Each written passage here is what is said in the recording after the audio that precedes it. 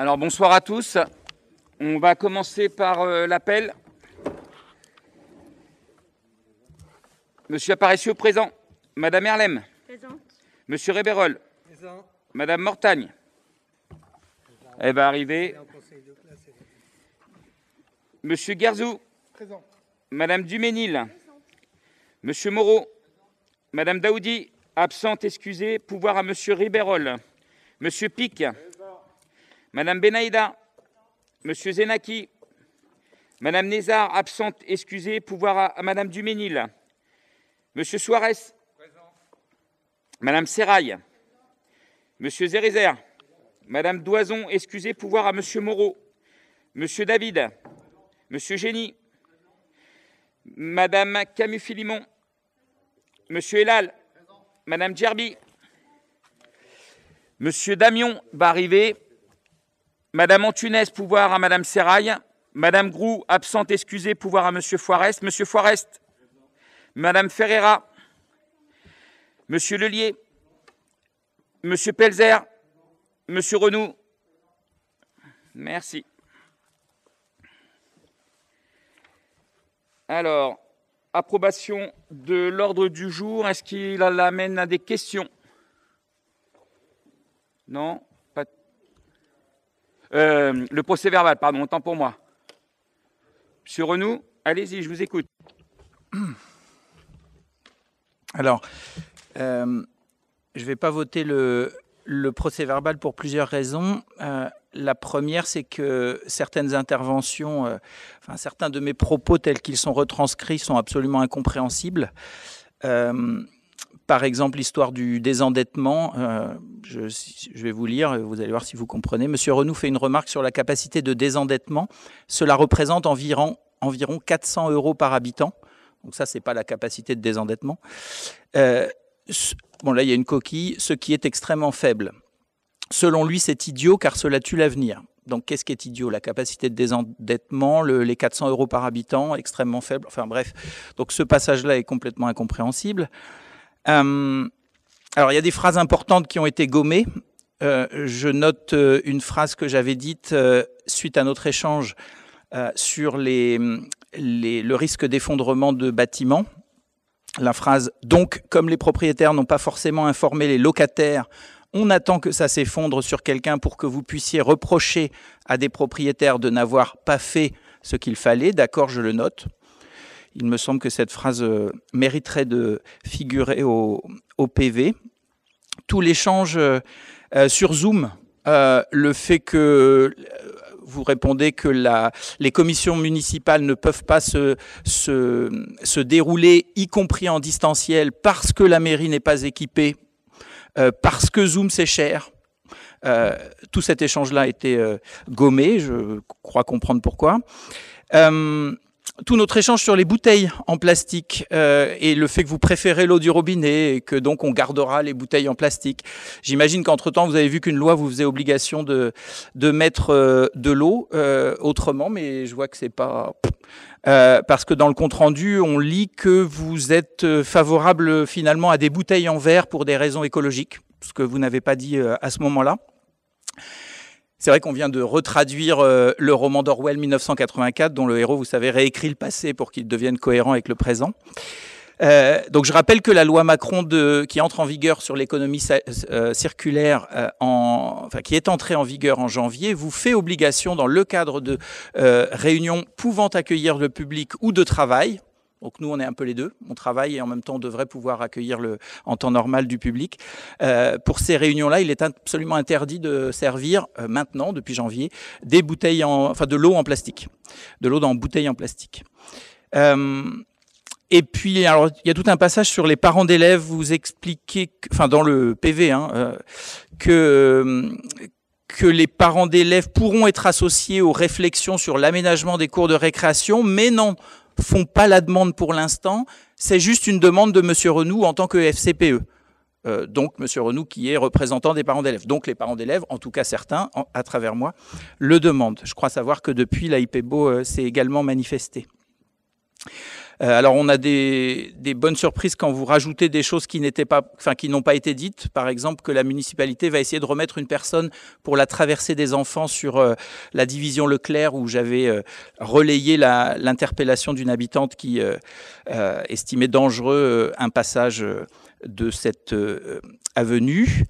Vous avez retiré aussi les propos diffamatoires, ça c'est pas mal, sur les dissensions au sein de la FCPE. Vérification faite, les représentants de la FCPE à la réunion du lycée sur les violences policières, à part bonjour, n'avaient pas eu la chance et l'immense honneur d'avoir une vraie conversation avec vous. Voilà, pour toutes ces raisons, le procès-verbal reflète très mal les échanges que nous avons eus collectivement la dernière fois. Merci. Ok. Alors, au niveau de la cohérence, ça me rassure venant de vous, monsieur Renoux, parce qu'il y a certains moments où vous avez peu de cohérence. On l'a remarqué il y a très peu de temps sur une de vos pages Facebook, où vous utilisez des photos de Marseille pour être cohérent sur ce que vous dites. Donc, par contre, il faut le préciser, quand on utilise des photos qui ne sont pas de la commune, il faut les utiliser correctement, donc c'est-à-dire bien préciser que ça vient de Marseille et pas d'autre chose. Pour ce qui concerne le procès-verbal, monsieur Renoux, on a repris mot pour mot ce qui avait été dit lors de cette réunion. Et en plus, on a l'avantage, c'est qu'il y a l'enregistrement qui est filmé où rien n'est retiré. Donc, du coup, si les gens veulent regarder, ils peuvent regarder en allant sur la page YouTube. Ils y sont toujours, on ne les enlèvera pas, ils sont là. Donc, ils peuvent regarder. Par contre, c'est peut-être un problème de mémoire où il y a des moments où vous retenez pas tout ce que vous dites parce que vous en dites tellement. Donc c'est du mot à mot. Donc je me suis appelé monsieur Renoux. Parce que c'est écrit mot à mot, monsieur Renoux. Alors il y a peut-être eu une erreur de frappe, monsieur Renoux, oui, sur certaines choses. Bien sûr. Mais en général, on remet mot à mot ce qui s'est passé. Voilà. On va passer au vote. Qui est contre? Qui s'abstient? Merci. Alors, ah oui, par contre, j'ai oublié de désigner un secrétaire de séance, monsieur Zenaki. Très bien, merci. On passe aux décisions. Est-ce que les décisions apportent des remarques? Aucune? Monsieur Renoux, allez-y. Est-ce que je peux avoir de l'eau, s'il vous plaît? Ah oui, vous n'avez pas de carafe, bien sûr. Vous n'avez pas tous ramené, je vois encore pas mal de bouteilles plastiques. Oui, c'est la seule qui vient de chez vous ou vous avez fourni tout le monde? Je ne sais pas, je demande. Est-ce qu'il y avait des bouteilles d'eau sur ces tables ou est-ce que... D'accord, donc tout le monde a amené sa bouteille, vous me confirmez? Oui, d'accord. Non. Donc vous avez venu, d'accord, ok. Très bien, tout le monde le savait. Alors oui, la décision 2021-25 relative à l'organisation d'un événement avec le Raid Aventure Organisation. Alors c'est une association coprésidée par deux personnalités politiques liées à La République En Marche, dont un député. Et je me demandais, puisque en étroite association avec la police nationale, ce Raid Aventure Organisation organise justement des événements un peu sportifs pour travailler le lien entre jeunesse et policiers, pourquoi pas. Il y a effectivement besoin de dialogue et je regrette en conséquence que le film portant sur certains aspects critiquables de certains policiers ait été interdit à Beaumont. Mais je passe. Ce qui m'ennuie un peu plus, c'est qu'une des vocations de ce Raid Aventure Organisation est de faciliter le recrutement de jeunes pour le beau métier de policier. Et là, je me demande en quoi l'argent de notre collectivité devrait financer, puisque vous nous informez de quelques milliers d'euros qui vont aller sur l'organisation de cet événement, d'une durée d'une journée. pourquoi notre argent devrait aider au recrutement de la police nationale, sachant que c'est aussi notre argent qui finance la police nationale et notamment ses besoins de recrutement. C'est-à-dire que j'ai l'impression qu'on paye deux fois. On paye pour un événement qui comporte une dimension de recrutement et on paye par ailleurs pour des services de police au sein desquels il y a bien sûr une dimension, et c'est légitime, de recrutement. Je regrette que ces deux personnalités politiques qui utilisent très clairement Raid Aventure Organisation pour, je dirais presque encombrer les plateaux télé, parce que pour l'un des deux, c'est quasiment quotidien. Si vous consultez le Twitter de Bruno Pomar, tous les jours, il est sur un média, principalement les 3-4 mêmes médias, très conservateurs, et à chaque fois, pour minimiser, dénigrer, attaquer celles et ceux qui demandent un débat démocratique sur le respect des droits humains par, notamment, les forces de police. Donc je regrette, y compris au moment de l'affaire Michel Zecler, quand manifestement, il a bien fallu reconnaître que des policiers s'étaient livrés à une agression raciste extrêmement violente. À ce moment-là, comme en d'autres, Monsieur Pomar a utilisé sa légitimité de président, de coprésident de Raid Aventure Organisation pour aller sur tous les plateaux et faire de... Bon, donc je trouve que notre argent a autre chose à faire que de financer et le recrutement d'une administration, et quelle qu'elle soit d'ailleurs, et la carrière politique, en tout cas les ambitions politiques de quelqu'un qui n'était pas censé refléter, je crois, votre majorité, mais peut-être que si, je me suis peut-être trompé. Voilà, je tenais à souligner ça pour que les Beaumontois aient ces éléments-là en tête. Merci, M. Renaud. Alors, franchement, je suis épaté. Comment vous pouvez utiliser on va dire, un mouvement qui œuvre pour le social et pour qu'il y ait une complicité entre la police et les jeunes de quartier, que vous êtes toujours en train de critiquer. Non, il n'est pas malheureux, monsieur Renaud. C'est vous qui êtes malheureux sur ce point-là, parce que déjà, on n'utilise pas les fonds de la mairie pour payer ça. Voilà, c'est pour ça, avant de dire des choses comme vous les avancez, il faudrait peut-être vous renseigner correctement. Mais laissez-moi finir, vous comprendrez. Voilà. Alors, en fin de compte, c'est tout simple. On l'a déjà fait l'année dernière, mais on ne vous a pas entendu l'année dernière, par contre. C'est dommage parce que vous renseignez juste quand ça vous intéresse. Et ce que je trouve dommage, c'est que, comme je vous l'ai dit, vous utilisez quelque chose d'important et d'intéressant pour les jeunes, puisqu'aujourd'hui, il n'y a pas que la police, il y aura les douanes, il y aura les pompiers, il y aura plein de services de la fonction publique qui vont participer pour montrer aux jeunes comment fonctionne. C'est même pas un recrutement, puisque c'est des enfants qui sont actuellement en centre de loisirs, en primaire, donc ils ont le temps avant d'aller travailler. J'espère qu'ils vont faire de longues études et qu'ils vont pouvoir aller loin. Aujourd'hui, c'est juste pour montrer une autre dimension de la fonction publique en général à ces jeunes. Alors, il y a un petit peu moins d'un an, donc au mois de juillet, une dame qui est responsable à la préfecture des quartiers est venue nous voir et nous a proposé de travailler avec Raid Aventure pour pouvoir avoir une action envers les jeunes.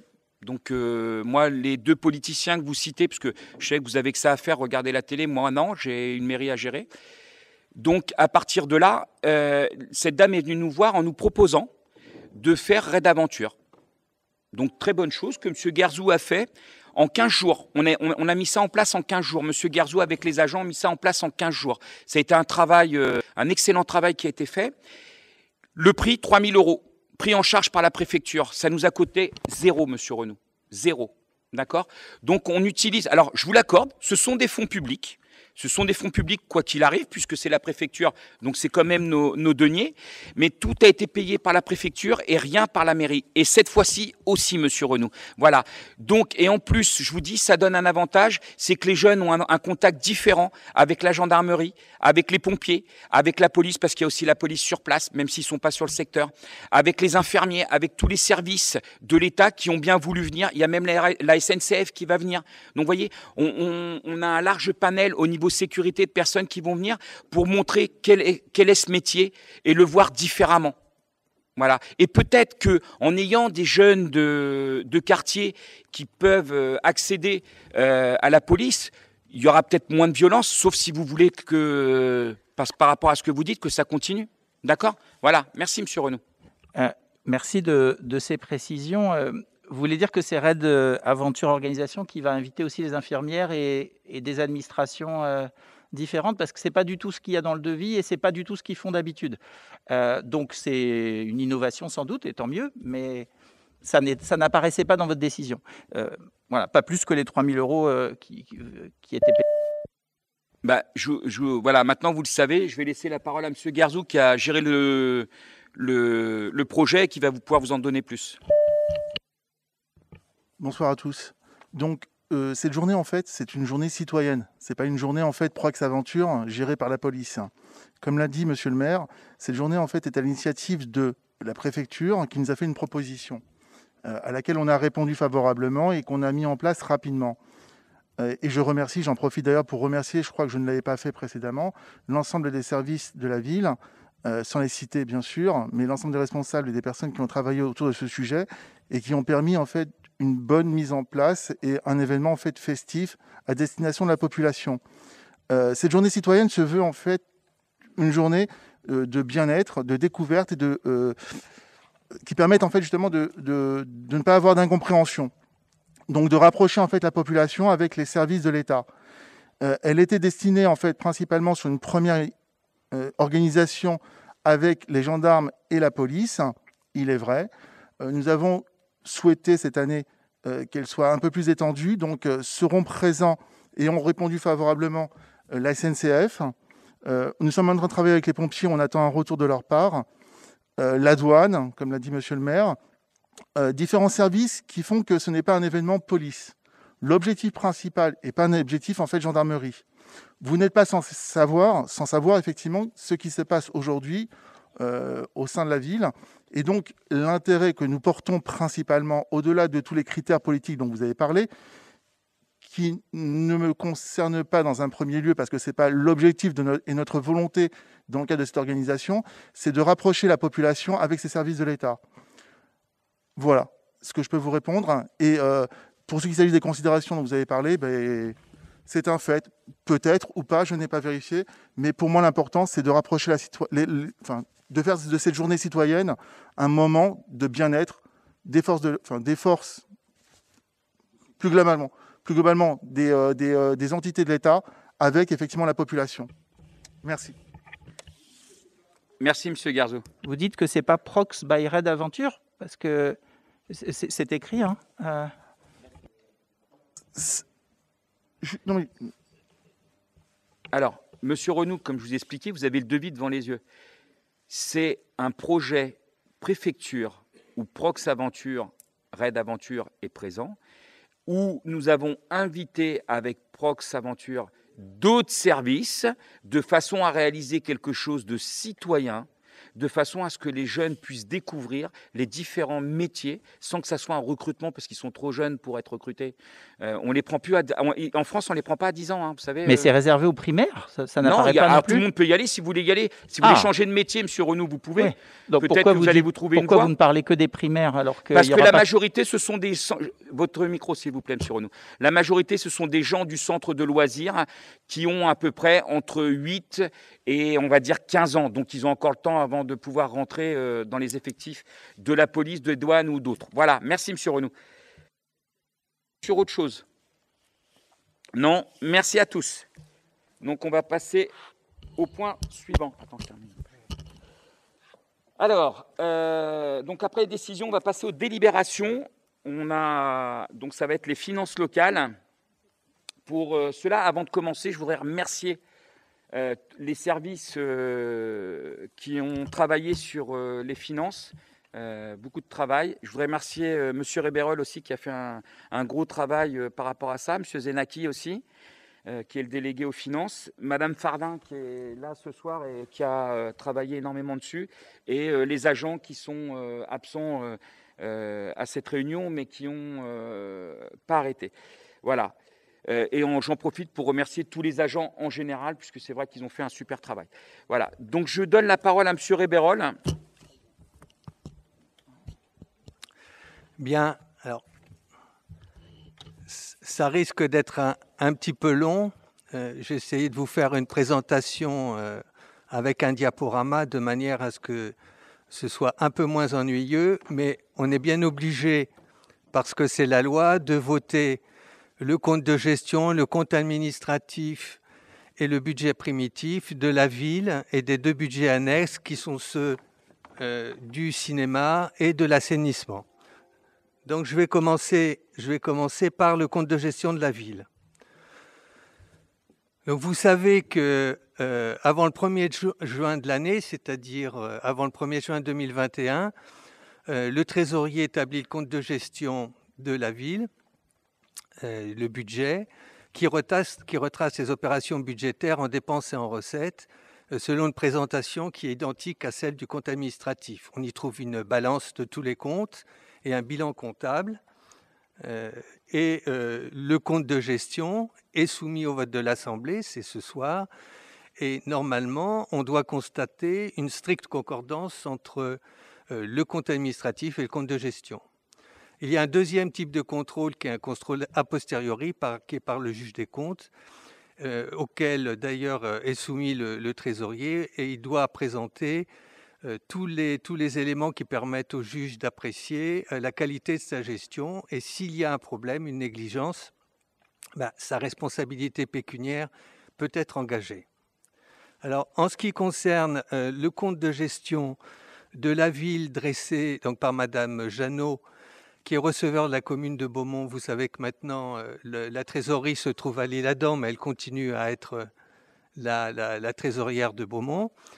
Donc, le compte de gestion se présente de la façon suivante. On reprend le résultat de l'exercice précédent en fonctionnement et en investissement, auquel on ajoute le résultat de l'année 2020, et ça fait un résultat cumulé. Donc, en fonctionnement, le résultat de l'excédent de l'exercice 2019 était de 250 000 €. Le résultat de 2020, 1824 234,11 €, ce qui est en montant cumulé un peu plus de 2 millions 274 234. Et en investissement, il y avait 1,56 million. Le résultat de 2020, c'est 44 426. Et le résultat cumulé en investissement, c'est 1 101 000. Donc, ce résultat-là est en concordance avec le compte administratif qu'on va vous présenter tout à l'heure. Oui. Donc, vous êtes...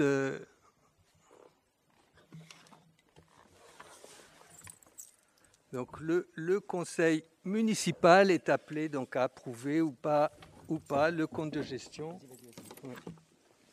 Le compte de gestion du budget principal de la ville relatif à l'année 2020 qui a été dressé par la trésorière de Beaumont.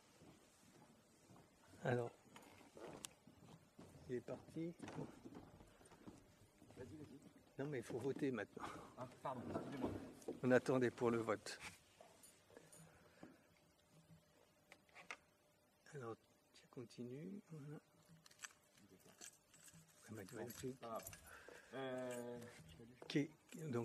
Oui, ça y est, c'est bon. Ouais. Donc, on va passer au vote. Qui est contre? Qui s'abstient? Merci. Point suivant. Bon.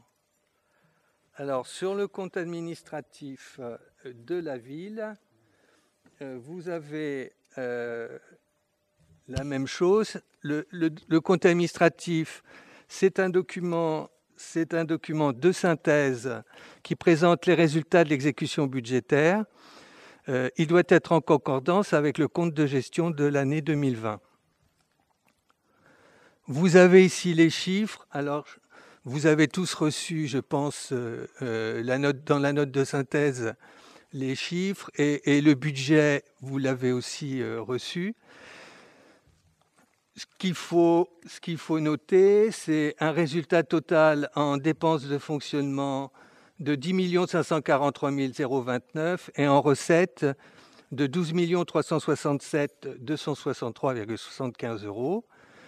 Donc, ce qu'on peut relever objectivement, c'est que le montant des recettes est plus important que celui des dépenses, et donc il y a un excédent de 1 824 234,11 au titre de l'année 2020.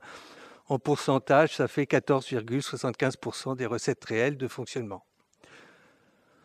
En ce qui concerne la section d'investissement, 7 022 812,72 en dépenses et en recettes 7 067 239,41, ce qui fait qu'il y a un solde de 44 426,69 €. Et nous avons la même chose que ce qu'on a vu sur le compte de gestion, les mêmes chiffres qui sont repris en fonctionnement et en investissement. Pour rentrer un peu plus dans les détails sur le compte administratif, vous avez un tableau sur l'évolution des principales charges de fonctionnement entre 2017 et 2020. Pour reprendre la dernière colonne, je ne sais pas si vous voyez bien la colonne sur l'année 2020 qui est comparée à 2019. En charge à caractère général, il y a un peu moins de 9%, moins 9,09% de dépenses sur le 0,11. Sur le 0,12, c'est-à-dire la charge de personnel de 28. Sur les atténuations de produits, c'est marginal. Les subventions à participation, 5,91 et 3,93. Et en charge exceptionnelle, 103%, mais c'est 24 000 €. Alors évidemment, on va y revenir, mais ce qui est remarquable au sens de remarquer au niveau de la gestion de la commune en 2020, c'est que le Covid a modifié tous les paramètres et la situation globale. Donc c'est extrêmement difficile d'extrapoler sur les chiffres, même des années précédentes. Donc les dépenses réelles de fonctionnement enregistrent une baisse globale de 1,01%, ce qui est effectif, mais quand on regarde les dépenses des années précédentes, elles sont quand même en hausse. Les dépenses à caractère donc général baissent de 0,9%. Et les dépenses de personnel, comme j'ai dit, 2,28%. Sur les personnels, les effectifs de personnel, ce qui est à noter, c'est qu'en fait, il y a un changement entre les titulaires, entre 2019 et 2020, un peu moins de titulaires, donc un peu moins d'emplois permanents, 9, et un peu plus de contrats spécifiques. Si vous avez des questions, vous pourrez éventuellement les poser ultérieurement. En ce qui concerne les recettes de fonctionnement, atténuation de charges, bon, c'est assez marginal. Les ventes de produits dits fabriqués, c'est-à-dire en fait, c'est toutes les prestations que versent les familles, ou plutôt tous les montants que versent les familles qui sont en baisse très importante de 30%, mais là aussi c'est normal, avec le confinement, il y a une partie du service public n'a pas été assurée au niveau où il était auparavant. Au niveau des impôts et taxes, 3,57%. Produits de gestion courante, là il y a un peu moins.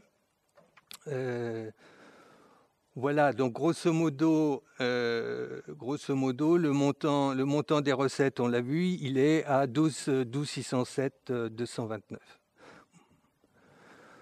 Sur le chapitre 13, donc sur le chapitre 73 en recettes, donc les atténuations de charges, une petite augmentation. Les ventes de produits, je l'ai dit, 31%. Les impôts et taxes, une augmentation du fonds de solidarité de la région Île-de-France.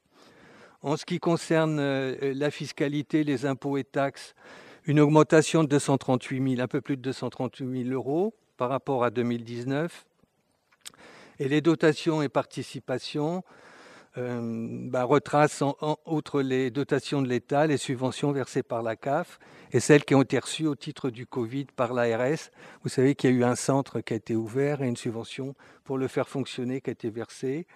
Et puis la préfecture aussi a versé une subvention spécifique. Là aussi, vous avez un tableau en ce qui concerne les contributions, la fiscalité en général. le Fonds de solidarité Île-de-France, donc quand même, c'est intéressant de noter qu'il est passé de 823 000 à 905 000, ce qui veut dire quand même que le potentiel fiscal de la population n'est pas extrêmement élevé, ce qui n'est pas une très très bonne chose pour la ville fondamentalement. L'attribution de compensation n'a pas changé. C'est normal puisque c'est ce que verse la communauté de communes en compensation de la fiscalité des entreprises qui lui a été transférée. Taxe sur les pylônes, bon, pas 40 000 euros. Taxe sur l'électricité, 38 000 euros.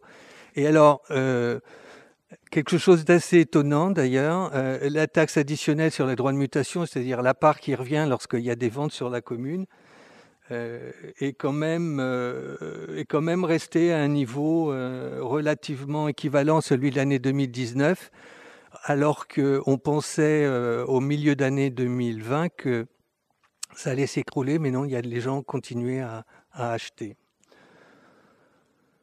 En ce qui concerne donc les principales dotations de l'État, ce qu'on appelle la DGF, là, qui est en trois parts, dotation forfaitaire, dotation de solidarité rurale et dotation nationale de péréquation, on remarque que la première dotation, celle qui est donnée à toutes les communes, est en baisse, mais les autres dotations sont plutôt à la hausse.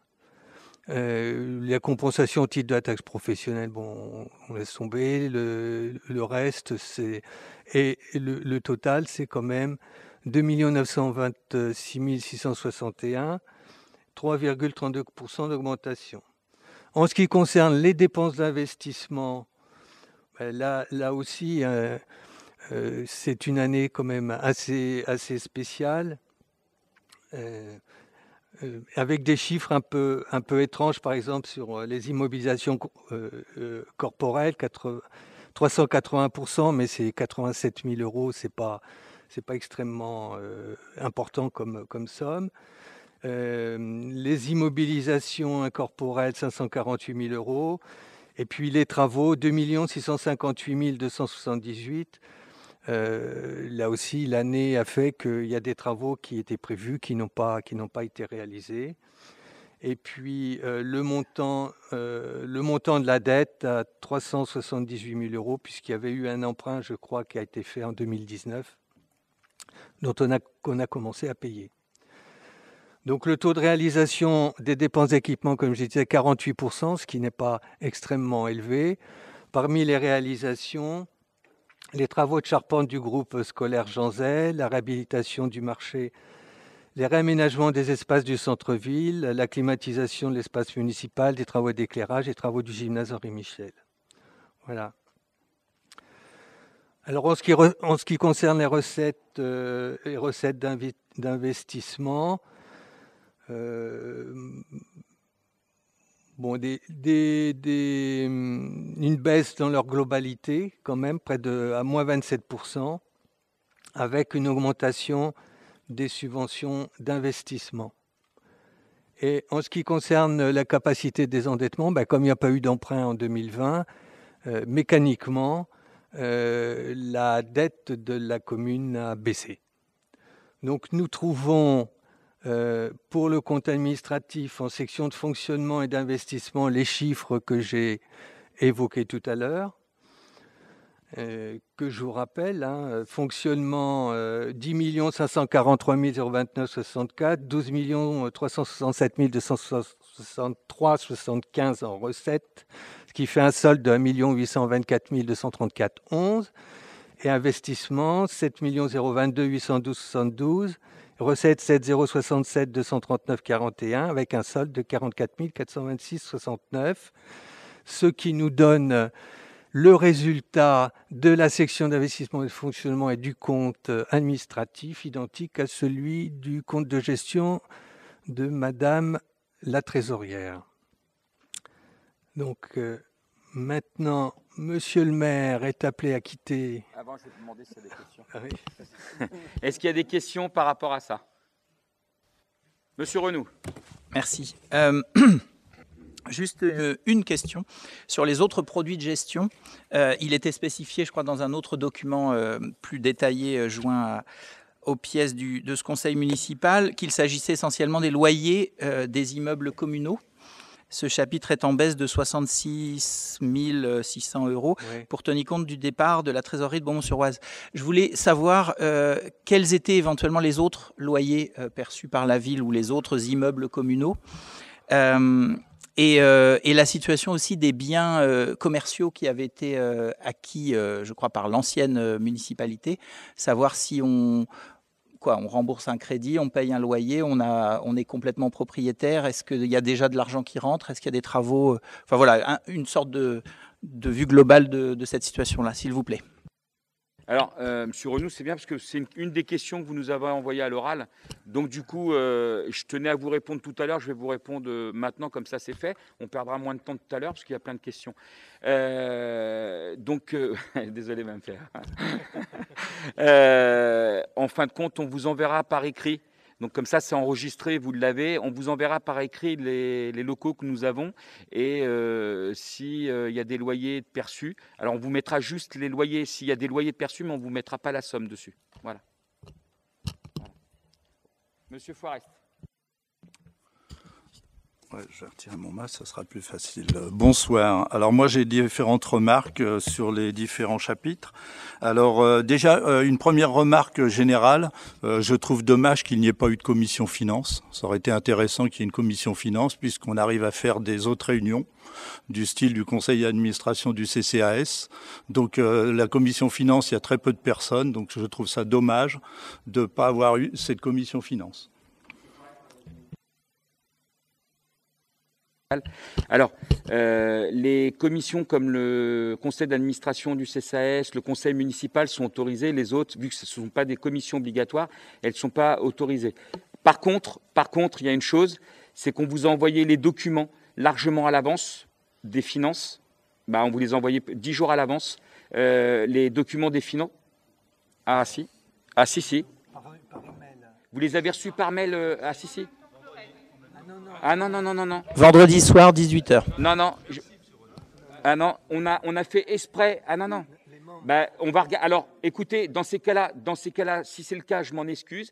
On va vérifier. On a demandé à ce que vous ayez les documents 10 jours avant, puisque justement, on ne pouvait pas faire la commission finance pour que vous les ayez et vous pouviez poser des questions par rapport à ça. Vous pouvez la faire par Zoom. Même débat que l'autre fois. Alors, qui fait partie de la commission finance? Monsieur Forest, vous les avez reçus le 12 mars. Je vous le dis, on vient de vérifier. Tous les membres de la commission finance les ont reçus le 12 mars. Oui. Je me doute. Et Zoom, 100 €, c'est toujours trop cher pour la démocratie?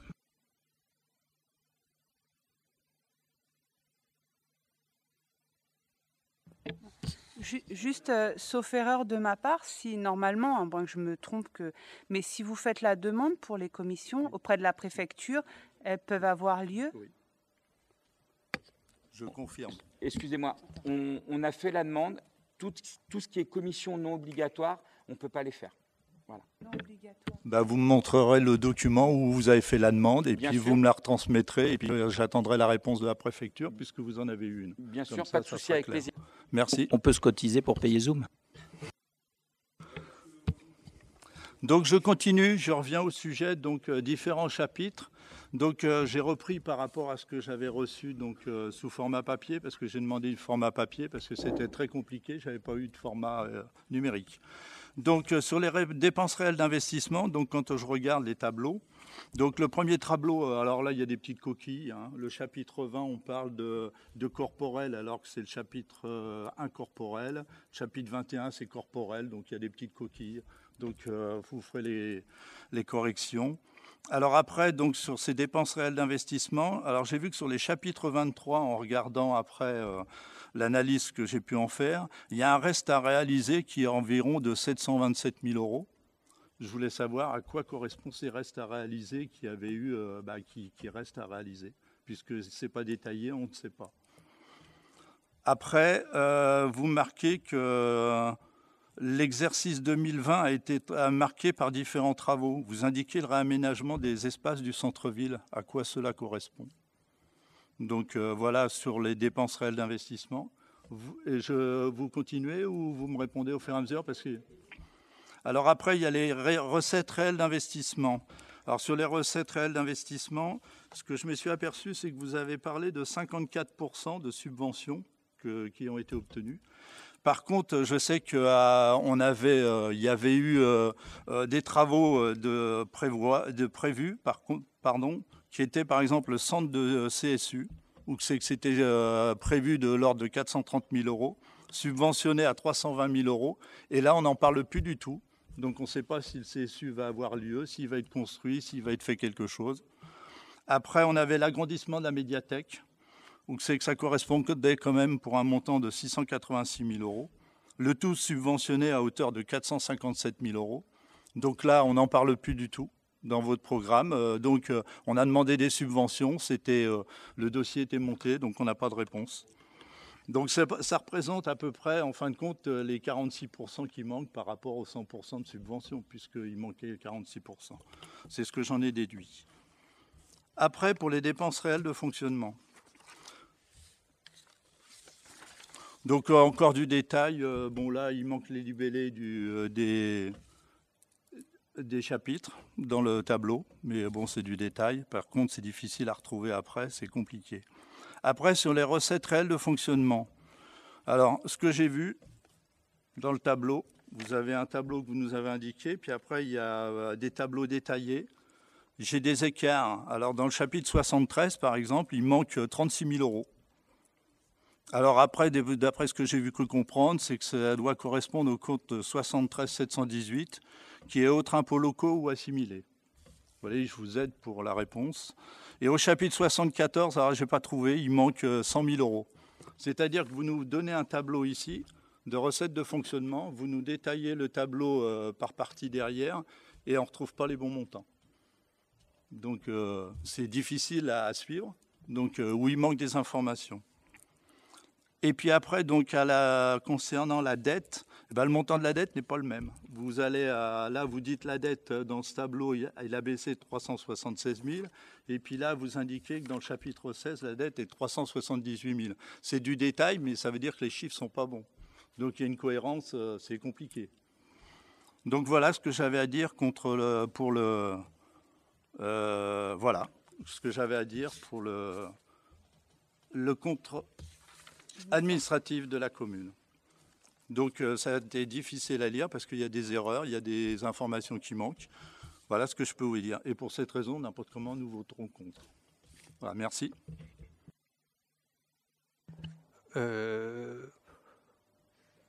Déjà, pour vous répondre, je vous confirme avoir demandé personnellement à ce que tous les documents budgétaires soient envoyés aux membres de la commission, accompagné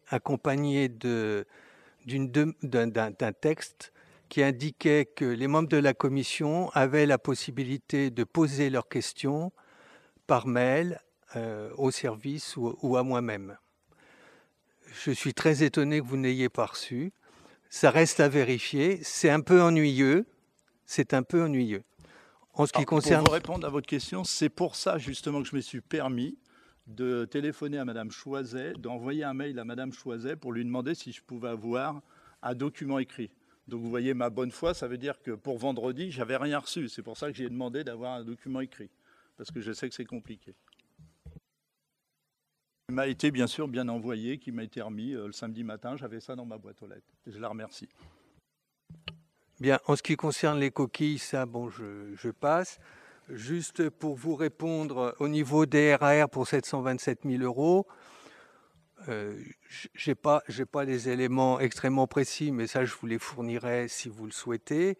Sachez que malgré tout, ces restes à réaliser correspondent plus à des dépenses d'investissement que vous aviez engagées avant notre élection plutôt qu'à des dépenses d'investissement que nous avons engagées nous. Et c'est dans le cadre de la continuité de l'action municipale que nous avons inscrit ces crédits-là ou ces dépenses-là en reste à réaliser. En ce qui concerne le SCSU, Monsieur le maire pourra vous en parler très précisément, il y a une décision politique de ne pas le faire et la subvention n'a pas été perdue. Elle a été, comme on dit, elle a été fléchée suite à notre intervention auprès de la préfecture. Elle a été fléchée sur une opération d'investissement que vous aviez débutée, que vous avez faite au cours du mois de mai, je crois, mai-juin, qui était la rue d'unifamilial, pour laquelle il y a eu d'ailleurs 600 000 € de dépensés, pour lequel vous n'aviez pas de subvention. Et on a demandé que cette subvention du CSU soit affectée sur la rue d'unifamilial. Voilà. En ce qui concerne la médiathèque, la subvention n'est pas perdue. C'est, je crois, dans le cas de la subvention Cœur de Ville. Oui. Et c'est dans les RAR. Il n'y a absolument pas de perte de financement dans ce cadre-là. Bon. En ce qui concerne les remarques que vous avez faites sur les affectations de crédits, etc., je les prends en compte, mais je ne pense pas que ce soit le lieu pour que nous en parlions. Si je puis me permettre, je ne ferai qu'une remarque. Vous abandonnez à leur projet politique, vous me dites le CSU. Mais bon, je ne veux pas parler de la sécurité dans Beaumont, hein. Mais on peut parler de la sécurité, mais il y a encore eu des cambriolages ou des tentatives de cambriolage dans la rue Albert Ier. Mon boulanger s'en est plaint et il me l'a signalé.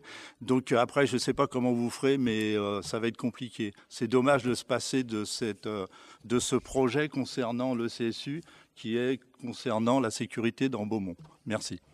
Alors, monsieur Foiret, je suis très content que vous me parliez de ce CSU. Moi, ça me fait énormément plaisir. Alors, la sécurité, c'est mon domaine. J'ai un avantage par rapport à ça. C'est qu'aujourd'hui, je vous confirme, effectivement, il y a eu des cambriolages encore. Et il y en aura toujours, parce que malheureusement, on ne peut pas être derrière chaque porte, et il y en aura toujours. Par contre, il n'y a qu'une seule chose, monsieur Forest. Il y a déjà une sorte de petit CSU qui existe à Beaumont, qui est mis à l'étage, qui sert strictement à rien, puisqu'il n'y a pas de fonctionnaire de police derrière pour pouvoir visionner les vidéos. Donc, il ne sert strictement à rien. La seule chose, c'est que quand il y a un cambriolage ou des faits, des délits ou des crimes qui sont commis sur la commune, on a droit d'aller revisionner ces vidéos. D'accord. Et le problème, c'est tellement... Alors, je vais pas être vulgaire en utilisant un mot, mais elles servent tellement à rien, puisque moi, j'étais moi-même constaté suite à un cambriolage un samedi soir. On ne voit rien. On n'est pas capable d'identifier une personne avec les caméras qui ont été installées. 450 000 € d'installation de caméras qui ne servent à rien. Donc, à partir de là, monsieur Forest, quand on parle de CSU, alors peut-être qu'il était intéressant d'avoir un grand CSU intercommunal, mais ce n'est pas la commune de Beaumont de le payer, c'est à l'intercommunalité. Donc le plan du CSU, j'ai demandé à ce qu'il soit retiré. Il y a les investissements qui ont été mis sur autre chose. Et pour la médiathèque, pour vous répondre, la médiathèque fait partie des restes à réaliser et il n'y a pas de problème, on l'aura. Voilà. Je peux me permettre lors du cambriolage de la pharmacie, bizarrement, peut-être que c'était d'autres caméras, mais elles ont bien servi puisque les gendarmes ont réussi à retrouver les malfrats grâce à ça. À l'époque, non, mais c'est parole contre parole. Donc après, vous pouvez interpréter tout ce que vous voulez. Vous dites ce que vous avez envie de dire. Vous dites que, par contre, vous dites que ça n'a jamais servi. Moi aussi, j'ai eu l'occasion d'assister donc à des images et de voir des images. Je peux vous dire que c'était performant. Après, vous en faites ce que vous voulez, puisque vous êtes contre dès le départ. Donc, quand un chien il a la rage, vous savez ce que je veux dire.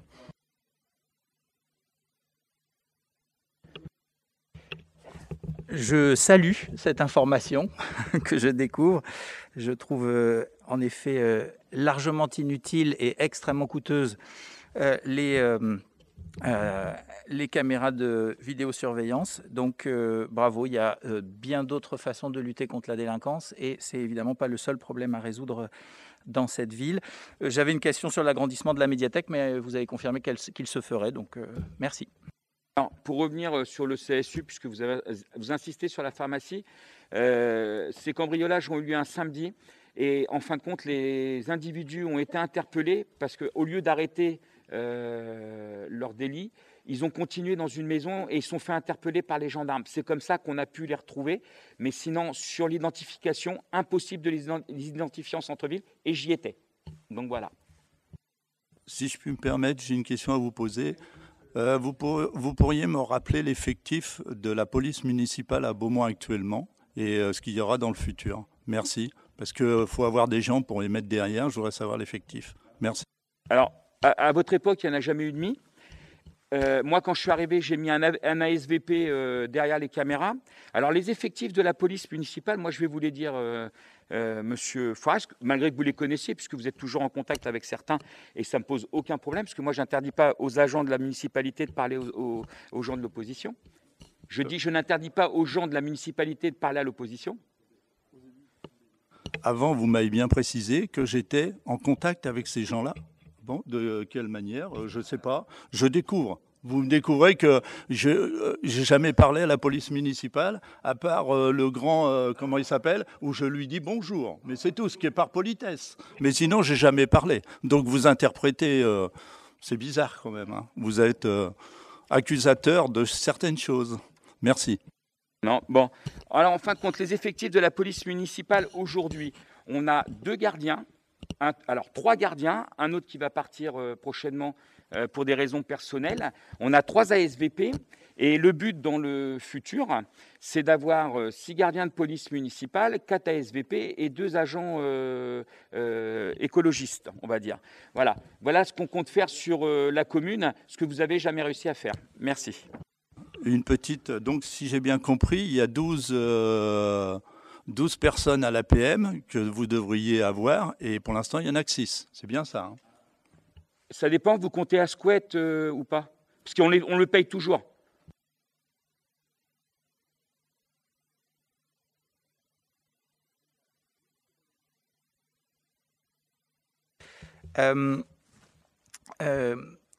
Je me demandais, vous aviez refusé il y a quelques conseils municipaux de cela, d'embaucher sur les deniers municipaux un enseignant ou 2 supplémentaires pour réduire les effectifs dans les classes, au prétexte qu'il fallait défendre l'éducation nationale dans son cadre actuel, c'est-à-dire la prérogative qu'a l'État de gérer cet aspect-là.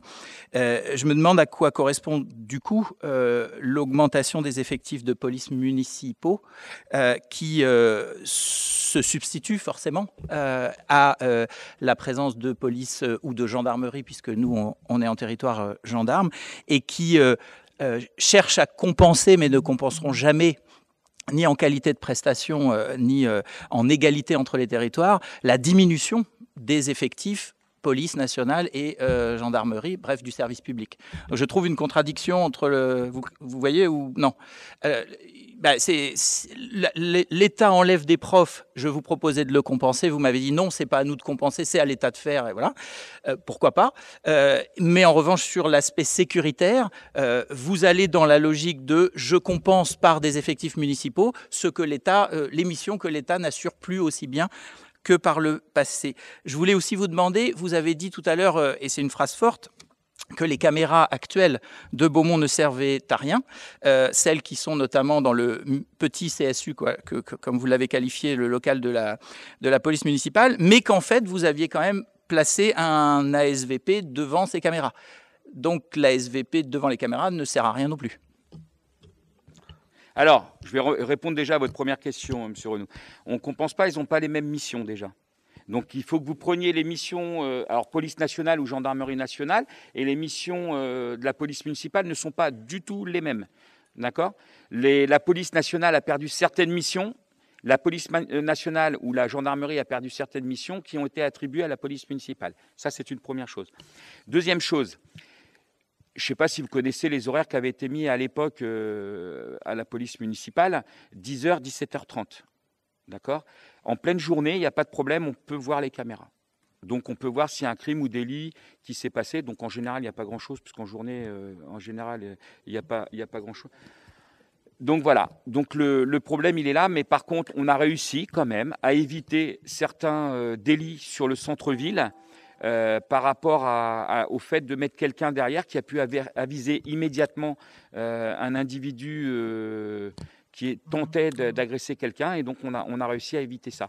Donc même si c'est qu'un seul, c'est déjà mieux que zéro, et ça peut peut-être empêcher certains de vouloir le faire. Voilà. Est-ce qu'il y a d'autres questions? Non? Donc moi je vais quitter la salle, je vais demander à M. Suarez de...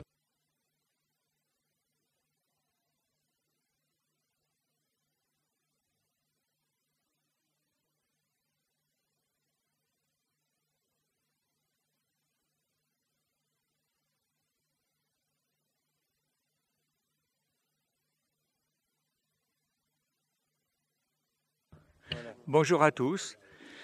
Monsieur le maire étant sorti, la loi est donc respectée. Je vous propose de passer au vote de cette délibération, c'est-à-dire le compte administratif 2020, budget principal de ville, et de l'adopter. Qui est pour? C'est le contraire. Qui est pour? Qui est contre? Qui s'abstient? C'est bien. Est-ce que monsieur le maire revient? Est-ce que quelqu'un peut aller chercher monsieur le maire?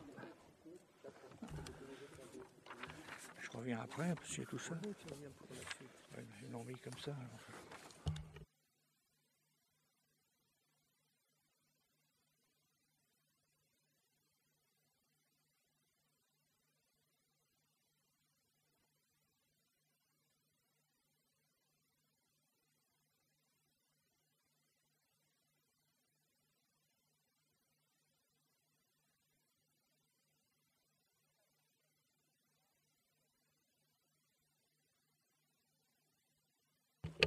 Alors, pour être encore un petit peu technique, ce qu'il faut bien comprendre, c'est que le résultat excédentaire de la section de fonctionnement, donc cumulé avec celui de l'exercice antérieur, donc est affecté par délibération, c'est-à-dire aujourd'hui, est affecté au budget suivant.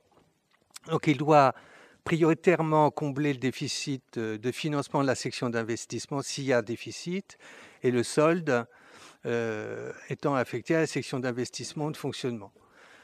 Donc, quant au solde de résultat de la section d'investissement de l'exercice, il est reporté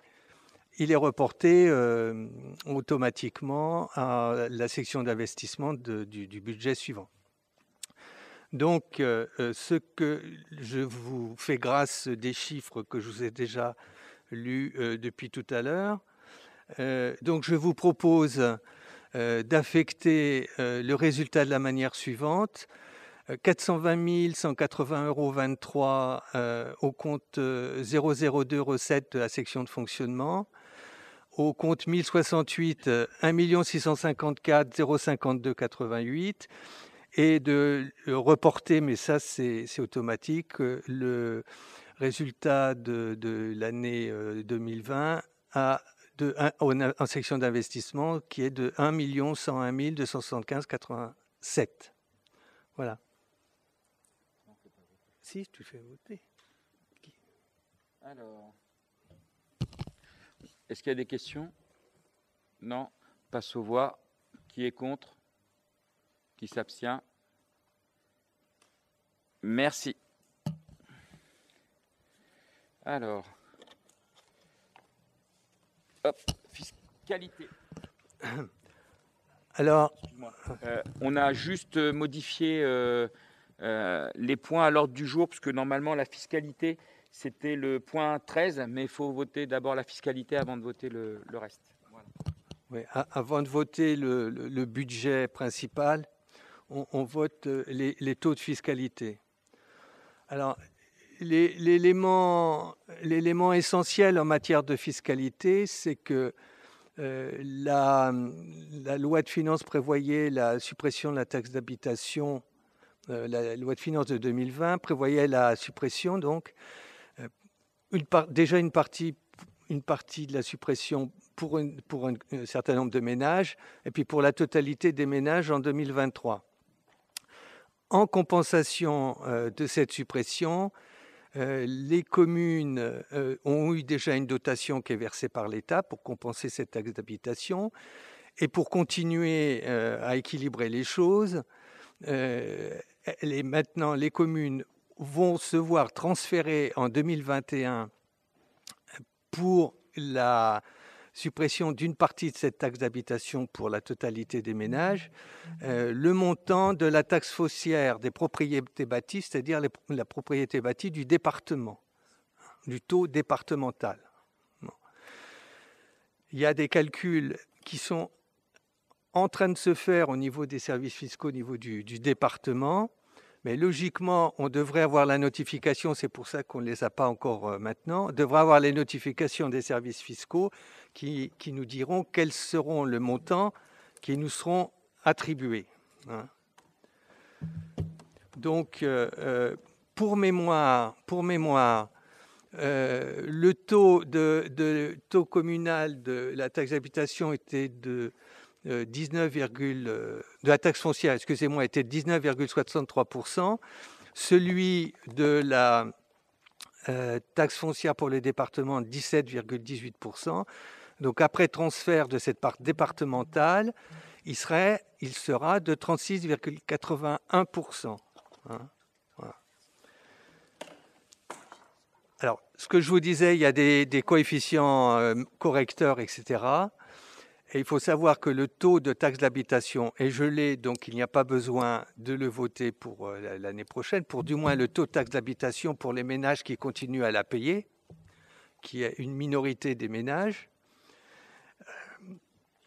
Et donc, ce qui vous est proposé uniquement ce soir, c'est de voter le taux de taxe de foncier bâti et de taxe foncier non bâti, taxe de foncier bâti, qui est donc la somme du taux de taxe foncière actuel, ajouté au taux de taxe foncière du département, qui est identique à celui au taux qui existait auparavant, et le taux de taxe foncier non bâti reste le même. Donc, en conclusion, pour dire les choses simplement, il est proposé de maintenir à l'identique les taux d'imposition communaux. Alors on pourrait discuter longuement sur les aspects de suppression, etc., de ces taxes, mais ce n'est pas le sujet, je pense. Voilà. Merci, M. Ribérol. Est-ce qu'il y a des questions? Oui, M. Forest. Alors moi, c'est pas j'ai une question et après j'ai une remarque, mais bon, après, ça va être compliqué. Je ne sais pas comment va faire le conseil départemental pour récupérer le financement qu'il aura perdu, parce qu'il ne faut pas oublier que le conseil départemental paye le RSA. Donc je ne sais pas comment ça va se faire au niveau à périmètre constant, mais je pense que ça va être très compliqué pour reverser ce qu'ils ont perdu sur cette taxe foncière. Par contre, j'avais une remarque parce qu'il y a une petite phrase qui m'a un peu gêné, c'est la dernière phrase. Si vous pouvez la présenter, je crois que vous parlez d'un transfert, vous avez dit qu'il y avait un ajustement qui sera réalisé par les services fiscaux sur ce nouveau taux. Et ce qui me gêne un peu, c'est qu'on en parle en disant, en y introduisant une correspondance au montant des taxes foncières, que je comprends, mais et d'habitation. Alors, moi, à ma compréhension, cela veut-il dire qu'une partie de la taxe d'habitation, ceux qui payent une taxe d'habitation, va se répercuter sur cette taxe foncière? Alors, je ne sais pas si vous avez la réponse, mais l'interprétation de cette phrase, on parle de taxe d'habitation. Ça me gêne un peu.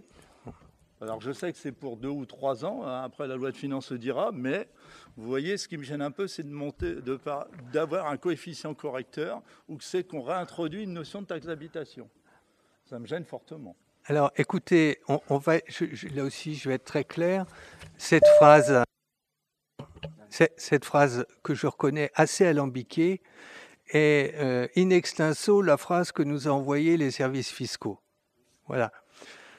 Je crois qu'ils sont aujourd'hui, comme nous d'ailleurs, dans l'incapacité de nous donner des montants de base fiscale qui nous permettent de calculer le montant de la fiscalité qu'on va recevoir. Ce dont on nous a assuré, c'est qu'il n'y aurait pas d'augmentation de la fiscalité, de la taxe foncière, nouvelle norme, je dirais, si on n'augmente pas le taux, et que la taxe d'habitation pour les ménages qui continuent à la payer, continueront à payer la taxe d'habitation gelée au montant des années précédentes. Voilà. Après, je pourrais vous donner plus d'informations quand j'en aurai, ce sera avec plaisir. Merci, sauf que on attendra la nouvelle loi de finances avec le coefficient correcteur qui est donné par la DGFiP, je crois. C'est eux qui font les calculs. Merci. Merci, M. Rébel. Donc, en gros, la réponse, il y a une réponse qui est toute simple, c'est qu'il n'y aura pas d'augmentation d'impôts sur la commune, en tout cas. Voilà. Je mets aux voix. Ou à moins que vous ayez une question, M. Renaud ? Non ? Donc, je mets aux voix. Qui est contre ? Qui s'abstient ? Merci.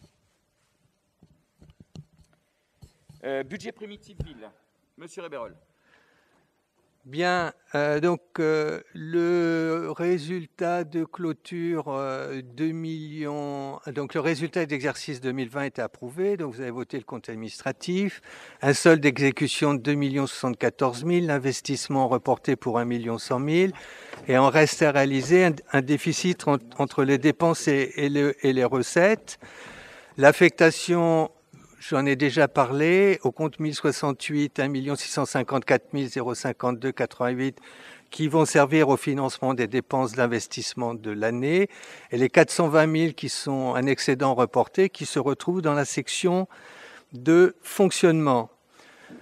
Je ne sais pas si c'est très lisible. Le budget, je continue. Donc le budget de l'année en fonctionnement est donc équilibré à 13 309 189,23. Si vous voulez, je peux vous lire les différents chapitres. Non ? Bon. Je continue. Donc les dépenses réelles, 11 444 424,23, avec des opérations d'ordre pour 364 765 et un virement à la section d'investissement pour un montant de 500 000 euros. Un petit diagramme de comparaison entre l'année 2019 et l'année 2020. Vous remarquerez une concordance quasi exacte à quelques milliers d'euros près entre les différents chapitres. Sur les charges, pour revenir quand même un peu plus sur les chapitres les plus importants, sur le chapitre 011, une augmentation de 1,15% en 2021, avec une demande qui a été faite au service technique d'effectuer davantage de travaux en régie, de recourir à moins de prestataires extérieurs. Alors, les dépenses réelles et d'ordre de fonctionnement, vous avez les schémas qui se retrouvent. En charge de personnel, une stabilité des dépenses de personnel par rapport au BP 2020, avec la vie du personnel communal, avec des mutations, des contractuels qui ont été intégrés, des agents qui ont connu des avancements de grade et des avancements d'échelon, avec une prévision d'évolution de la masse salariale avec la fameuse, ce qu'on appelle le transfert prime-point. Et les dépenses de personnel s'établissent à 5 928 998, avec une augmentation vraiment très légère, puisque c'est 0,15%. Je crois dans le budget, c'est un peu plus de 8 000 euros. Bon, donc le pourcentage des charges de personnel, c'est 51,8%. En ce qui concerne ce qu'on appelle le chapitre 65, c'est-à-dire les autres charges de gestion, une augmentation du budget du cinéma, qui est 50 000 euros, vous connaissez la situation du cinéma, et le choix d'une augmentation des subventions aux associations pour 15 888 €. Les frais financiers, on en a parlé, sont un peu en diminution. Des dépenses exceptionnelles pour le dispositif passeport, 27 000 €, et des dépenses imprévues qui, par principe, ne sont pas prévues au jour d'aujourd'hui, mais qui servent, d'ailleurs c'est par délibération du conseil municipal, qui sont affectées en fonction des divers événements, fréquemment dans le cadre d'une décision modificative, qui sont affectées à des opérations budgétaires. Les recettes réelles de fonctionnement, 11 885 558 et 420 000 183 € de report de l'exercice précédent. Ce que j'évoquais, c'est la difficulté qu'on a eue pour élaborer le budget dans la mesure où les notifications des bases fiscales et des dotations n'ont pas été envoyées par les services fiscaux, mais là c'est assez fréquent. Nous sommes allés récemment à une commission. Je suis allé récemment à une commission des finances de l'intercommunalité. Ils sont dans la même situation que la commune, c'est-à-dire ils ont inscrit au budget primitif de l'année les dotations qui étaient celles de l'année précédente. La structure réelle, là, ça se voit un peu mieux qu'un tableau de chiffres. Impôts et taxes 61%. Produits des services 5%, dotation subvention 29%. Vous voyez, le reste n'est pas extrêmement important. Les recettes de la fiscalité, c'est quand même ça qu'il faut retenir, c'est 84,5%, 84,46% des recettes.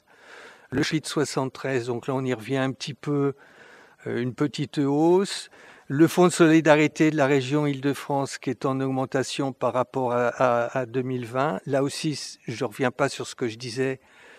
C'est pas nécessaire. C'est bien d'avoir de l'argent, mais d'avoir de l'argent par ce biais, c'est pas toujours une très très bonne nouvelle.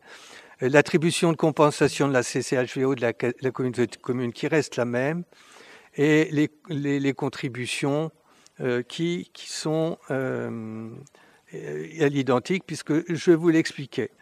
Donc à ce jour, c'est ce qui est indiqué là sur la DGF, avec ces 3 parts, en sachant que très probablement dans l'année, on aura des changements qui interviendront. Les attributions de compensation, une petite hausse, et les participations. Là aussi, on est pour l'instant dans le même étiage, comme on dit. Les autres recettes, les ventes et prestations, c'est-à-dire c'est toutes les recettes de centres de loisirs, de camping, etc. Bon, on a prévu une petite diminution. Les autres produits de gestion courante, notamment on évoquait tout à l'heure avec les immeubles, les loyers des immeubles. Il faut donc savoir que pour l'instant, il y a plutôt une perte qu'une augmentation. Bon, le budget réel donc atteint 11 444 424. Il est équilibré à 11 809 189. Voilà. Sur l'investissement, on est à 6 157 900,12 €. Le niveau des dépenses d'équipement pour le budget, donc c'est 5 690 534. Et c'est une estimation qui vaut ce qu'elle vaut. 18% des recettes d'investissement proviennent de subventions, 50% de nos ressources propres, fonds de roulement, autofinancement, et puis d'un recours à l'emprunt. Vous avez remarqué qu'il y a un emprunt de 1 million d'euros qui est prévu pour équilibrer. Et l'annuité du remboursement des capitales s'élève à 381 000 €. En ce qui concerne les projets d'investissement, le CNEFASES, frais d'études 100 000 € et frais d'acquisition 800 000. Sur Louis Roussel, les frais d'études ainsi que pour l'église et le complexe sportif. Il y a prévu des travaux de réhabilitation et puis l'aménagement de locaux et des provisions pour l'achat de terrain. Ça, c'est dans le cadre de la problématique Louis Roussel et puis éventuellement l'ancienne librairie. Voirie, cadre de vie, inscription de frais d'études pour le terrain synthétique au stade et la place Guy Moquet, des plantations d'arbres, l'acquisition de panneaux de signalisation, de mobilier urbain, de radars et la poursuite de mise en conformité de l'éclairage public et le renouvellement des illuminations du parc à vélo, et un nouveau parc à vélo et vélo électrique. Le scolaire, un achat de minibus pour le centre d'action jeunesse, les projets numériques dans les écoles, achat de mobilier dans les écoles, les accueils de loisirs, achat de modules pour la plaine de jeu et différents aménagements. Et en ce qui concerne la culture, le patrimoine, la rénovation de la halle du marché, du mobilier pour la médiathèque, des équipements pour des animations estivales, sachez que avant de faire une dépense, nous prévoyons de demander systématiquement des subventions et de ne réaliser l'opération qu'une fois qu'on a un accord de l'organisme qui nous subventionne, un accord ou éventuellement un refus. Vous avez la structure donc de la recette d'investissement, les subventions qui seront normalement plus importantes. Vous savez qu'on inscrit au budget que les subventions assurées, pas celles qu'on espère.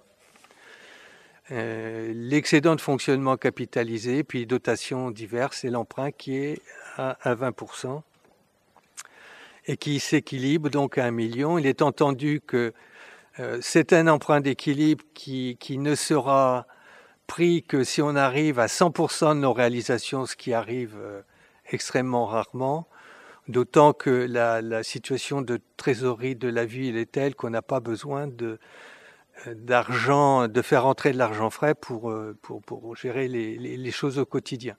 Donc l'équilibre de la section d'investissement est ainsi opéré avec la reprise de cet excédent, l'emprunt, et en conclusion, le conseil municipal est appelé à approuver le budget primitif, alors en investissement 12 309 189 23 ou en investissement 6 157 912. Il y a possibilité de voter ce budget par chapitre. Il y a la possibilité aussi, si vous souhaitez, de le voter comme proposé. C'est à monsieur. Alors, est-ce qu'on les sépare? Vous les votez par chapitre ou on vote les deux chapitres? Les deux sections. Les deux sections? Oui, les deux. Enfin, pour nous, les deux sections. Hein. Pareil. Est-ce qu'il y a des questions? Oui, moi je vais prendre la main. Alors, je vais faire certaines remarques. Alors, le premier, c'est dans l'ordre que j'avais eu, donc les recettes de fonctionnement. Recettes de fonctionnement. Oui. Alors, je suis désolé, mais je fais des remarques sur le chapitre 73. Vous avez l'impôt et taxes, vous donnez un pourcentage, c'est très bien d'une année sur l'autre, mais il est faux. Donc, vous n'avez pas 1,07%, c'est 1,48%, si vous faites le bon calcul. Alors après, ce qui me gêne un peu plus, c'est que les dotations, vous avez au chapitre 74, vous mettez en BP 2020 3 431 869, et puis vous mettez au BP 2021 3 471 650, ce qui fait un petit delta, alors que vous mettez en volume, donc le delta, de 533 770 €. Ça ne correspond pas du tout. Donc pour nous, le tableau est faux. Alors je ne sais pas quel est le bon chiffre. Je suis désolé, mais quel est le bon chiffre? Est-ce que c'est le BP 2020? Est-ce que c'est le BP 2021? Donc vous annoncez des chiffres et ils sont faux. Je continue, donc je vous demande quelles sont les bonnes valeurs. Les bonnes valeurs. Après, sur les dépenses de fonctionnement. Alors, ce qui est assez remarquable, c'est que là, c'est très bien, les tableaux sont corrects. Je vous en remercie. Par contre, ce que je peux vous dire, ce qui me gêne un peu, c'est au chapitre 65. Vous parlez des augmentations des subventions. Alors j'ai fait le petit calcul parce que vous annoncez donc 202 206 €, je crois, de subventions. On verra plus tard. Hein. Et il avait été voté en 2020, 190 922 de subventions. Donc si je fais le delta, ça fait un delta de 11 284 €. Et vous annoncez une augmentation des subventions de 15 888 €. Donc en ligne, on a perdu à peu près 4 000 €. Je ne sais pas où ils sont. Je ne sais pas à quoi ça correspond, mais il manque 4 000 €. Donc est-ce que vous avez donné plus de subventions à quelqu'un ou je ne sais pas. Donc je ne trouve pas les bons montants. Alors après, sur les dépenses d'investissement. Alors quand j'ai regardé les dépenses d'investissement, quand vous faites le total, c'est bien, vous avez un descriptif, je vous en félicite, je sais que ce n'est pas facile, vous avez des montants, et je vous en remercie. Par contre, quand je fais le total des investissements, j'arrive à un montant de 3 274 200, c'est-à-dire par rubrique, c'est-à-dire bâtiment, urbanisme et l'ensemble, et puis un reste à réaliser de 1 026 comme vous avez annoncé, ce qui fait un total de 4 300 000. Par contre, vous annoncez dans le tableau, vous annoncez un investissement de 5 675 000. Donc, il y a un investissement, je ne sais pas à quoi correspond. Il manque 1 375 000, je ne sais pas où ils sont, je ne sais pas à quoi ils correspondent. J'ai aucune info, je ne sais pas. Ou est-ce que vous avez sous-estimé certains montants? Là, je ne sais pas le dire. Donc, moi, ça m'intrigue, parce qu'il n'y a rien de défini complètement. Une autre remarque. J'aimerais savoir, je n'ai pas souvenir d'un montant d'acquisition du CNEFASES de 800 000 €. J'aimerais bien savoir, parce que moi ça me semble faible, quel est le montant estimé de la valeur vénale du CNEFASES auprès des domaines, et que vous me présentiez cette valeur vénale, et cette estimation, et que vous me présentiez le document. Alors je rappelle que l'estimation des domaines en soi en 2013, c'était de l'ordre de 1 203 000. C'est ce qui avait été demandé par M. Fabrice Millerot à l'époque. C'était 1,1 203 000. Et que nous, on avait refait une estimation, puisqu'on a été obligé. Et puis, c'était de 1 383 000. Alors, je ne sais pas à quoi correspond ce projet. Je ne sais pas à quoi correspondent ces 800 000 €. Et pour finir, le recette d'investissement. Bon, il n'y a pas de détails, mais bon, par chapitre. Voilà. Et après, j'avais une remarque générale, parce que j'ai regardé la matrice complète. Vous travaillez par domaine, j'ai vu que c'était par fonction. Je n'ai pas retrouvé les fonctions que vous avez citées et les montants. Au niveau de l'investissement, je n'ai pas compris. Ce que vous avez dans la matrice, vous avez des fonctions où on parle d'urbanisme, on ne parle pas de bâtiment. Vous avez scolaire, enfance, jeunesse, sport. Vous avez des montants qui sont mis, il y a 700 000 €, alors que là, quand je fais le calcul, il n'y a que 160 000 €. Donc, je ne sais pas comment vous allez vous y retrouver. Voilà, c'est toutes mes remarques. Merci. Moi, je vais vous répondre sur 2 points. Les 4 000 € que vous parlez de subventions, c'est le LEP que nous, on a mis de côté, mais qui sont toujours... ils ne sont pas utilisés, mais la préfecture nous les garde pour le moment. Donc, elle les a reportés. Mais vous me posez la question, je vous réponds, M. Forest. Alors, pour le CNEFASES, pour l'instant, on attend une réponse de la DGFiP. Vous l'avez estimé à 1,4 million. Non, mais voilà, à 1,4 million. Donc, à l'époque, 1,2 million et quelque chose. Nous, on l'estime à 800 000 €. On verra qui a raison.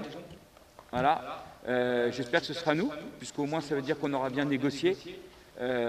Par contre, si vous avez raison, je vous tirerai mon chapeau, mais vous êtes toujours en train de crier au loup, on verra après la suite. Je peux me permettre sur l'évaluation du domaine, ce n'est pas vous qui l'évaluez, ce sont les domaines, donc vous n'avez rien à dire.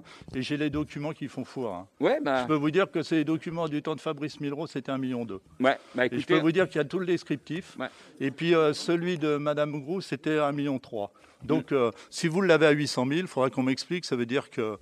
Il y a un loup caché, ça c'est une obligation. Oh, vous insinuez quoi, monsieur Forest? Mais je ne sais pas, dans les chiffres, je ne sais pas. Mais monsieur Forest, vous avancez quelque chose, allez plus loin. Bah, je dis que le montant n'est pas bon, c'est tout. Je ne vais pas aller plus loin. Je me dis, il y a peut-être un loup caché, je sais Mais pas. qu'est-ce que vous appelez un loup caché? Bah, une erreur peut-être de votre part ou une estimation que vous faites qui est sous-estimée et puis qui ne rentre pas dans les finances et puis que vous avez sous-estimé les finances de l'acquisition du CNEFASA, c'est tout. Bah écoutez, on verra bien ce que dira le domaine, monsieur Forest. Eh ben, j'attends Ça se trouve- justement que quand vous aurez le document, vous nous le remettrez. Ah bah avec plaisir. avec Merci. plaisir. Par contre, il y a une chose, vous savez, à l'époque, vous aviez estimé les travaux de l'école Pauline Kergomar à 9 millions d'euros, on en a eu pour 250 000 euros. Donc au niveau des estimations, voilà. Je pense qu'on est meilleur que vous. Ah ben, allez-y, bah, vous nous montrerez si vous êtes meilleur. Merci. Voilà. Bon, Pour le reste. Monsieur Foiret, je vous félicite d'avoir épluché le budget comme ça et de remarquer nos erreurs et nos coquilles. Je ne manquerai pas de tenir compte pour les prochaines fois. Je ne peux évidemment pas vous répondre comme ça abruptement, mais je me tiens à votre disposition. Vous pouvez m'envoyer un mail et je vous donnerai toutes les informations que vous souhaiterez. Étant entendu que malgré tout, au fond, le budget primitif qu'on vous propose est un budget équilibré et que quand on parle chiffres et imputation budgétaire, on peut ne pas parler de la même chose et très rapidement ne pas se comprendre.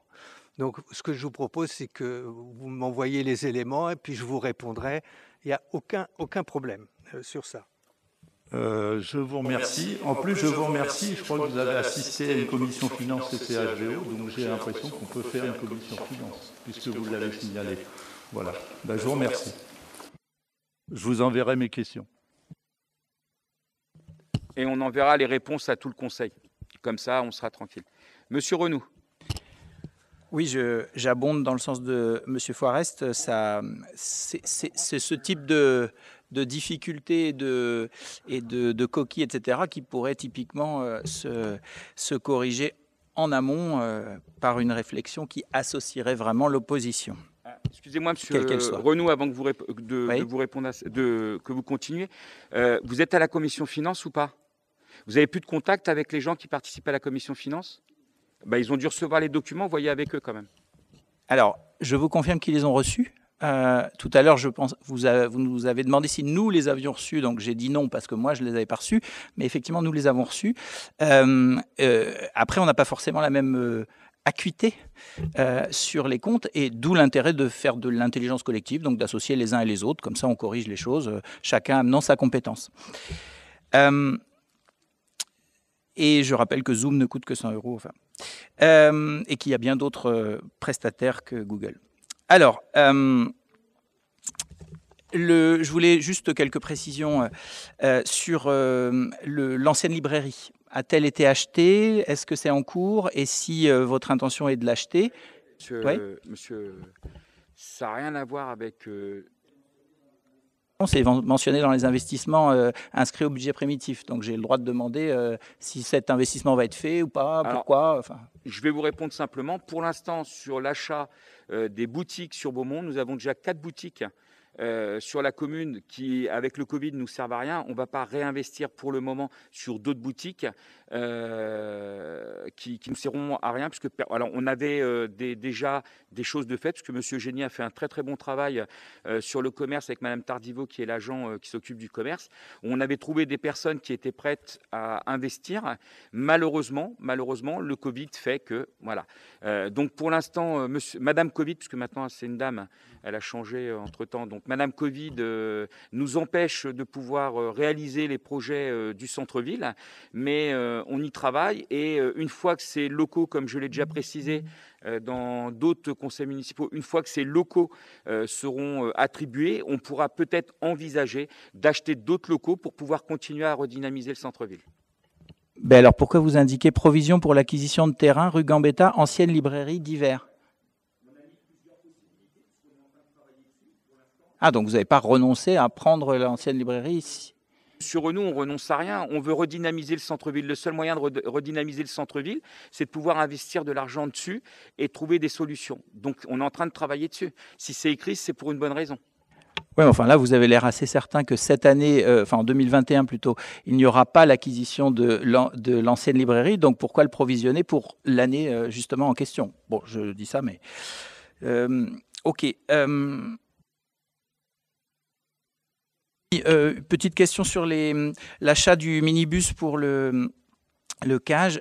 Il servira exclusivement à cet usage, enfin aux jeunes, ou est-ce que, et une seule journée par semaine, ou est-ce qu'il y a moyen d'envisager d'autres usages, ou est-ce qu'il y a vraiment besoin que ce soit tous les jours?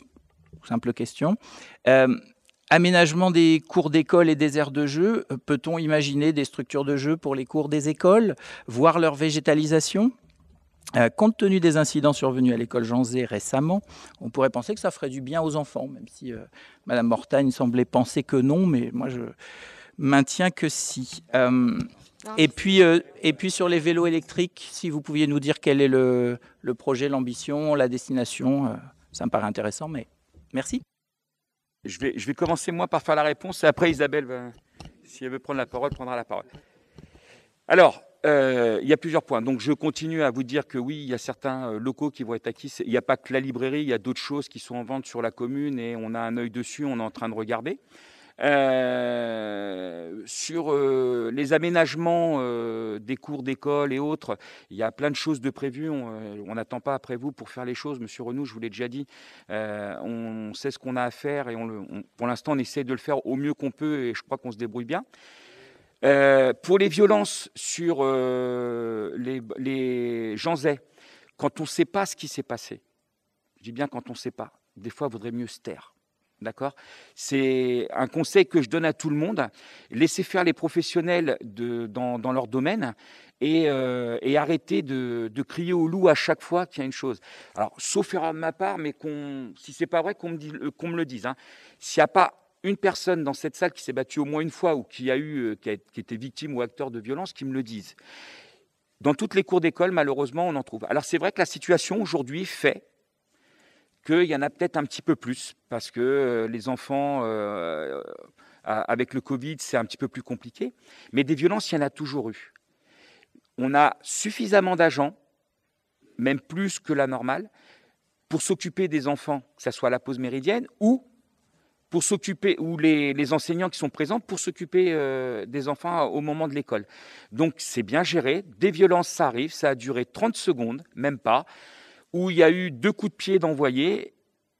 Et parce que je sais que vous allez me l'évoquer, donc je préfère l'évoquer tout de suite, il y a un autre enfant qui est victime de violence, a été victime de violence à plusieurs reprises, sauf qu'on n'a pas été avisé et ça se passait en classe. Et le nécessaire a été fait en travaillant en bonne intelligence avec l'éducation nationale. Voilà, le fonctionnement, c'est de savoir travailler tous ensemble de façon à pouvoir empêcher certaines choses. Tous ensemble, sans l'opposition. Est-ce que vous pouvez être plus précis, parce que là, vos réponses, elles sont extrêmement vagues, vous en avez bien conscience. Vous dites qu'en gros, on s'en occupe, c'est souvent ce que vous me répondez, donc c'est très bien, j'ai envie de vous croire sur parole, mais parfois, je me dis que quelques précisions pourraient nous édifier. Je parle par exemple des aménagements des cours d'école et des aires de jeu. Est-ce que concrètement, vous allez introduire des jeux, des structures de jeux dans les écoles ou pas? La réponse est simple, hein, oui, non. Alors, je crois que c'est vous, je ne sais pas, qui disiez que ce qui était important, c'est de travailler avec les autres. Il y a des associations de parents d'élèves sur chaque école. On travaillera avec ces parents de façon à savoir ce qui peut être fait. Et les équipes pédagogiques de l'école qui demandent ces structures également. D'accord ? Ah, parce que la dernière fois, vous m'aviez dit que non. Donc là, maintenant, Non, je vous ai... Non, Ah bah ne déformez pas. Je vous ai jamais dit non. C'est dans le PV, là. C'est dans le PV. Ah bah, vous pouvez regarder. Je vous ai jamais dit que les je parents... vous ai posé la même question. Est-ce que vous alliez associer les parents d'élèves? Vous avez dit il n'y a pas de demande des parents d'élèves. Alors, attention, je vous ai pas dit que j'allais pas les associer. J'ai dit qu'il n'y avait pas de demande des parents d'élèves. Ça veut un peu dire que s'ils ne demandent pas, il n'y aura pas.